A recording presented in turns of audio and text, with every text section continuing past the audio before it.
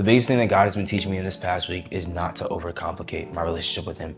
I think a lot of times, because I'm seeking to grow deeper in a relationship with God and I want to know more and I want to spend more time in His presence, just be more tapped into the Spirit of God, I am seeking this depth and this extraordinary experience in His presence when a lot of times it's just simple. I think a perfect example of this is in Luke 18, the parable of the Pharisee and tax collector. When it's talking about the Pharisee and how he prayed, it says he stood and prayed with himself, God, I thank you that I'm not like other men, extortioners, unjust, adulterers, or even as this tax collector. I fast twice a week. I give tithes of all that I possess. And the tax collector, standing afar off, would not so much as raise his eyes to heaven, but beat his breast, saying, God, be merciful to me, a sinner. Verse 14, this is Jesus. I tell you, this man went down to his house justified rather than the other. For everyone who exalts himself will be humbled, and he who humbles himself will be exalted.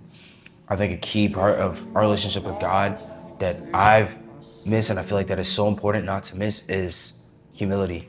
I feel like when you're seeking God, it's very easy to want to just really be in depth and really know so much about God. And sometimes I find myself praying and I'm like, I don't feel the Spirit of God in my prayers because I'm trying to make this complex, verse-filled, powerful prayer instead of just praying from the heart, talking to God from my heart, and just reading His Word just to know more about Him and not necessarily to learn some new and deep life lessons.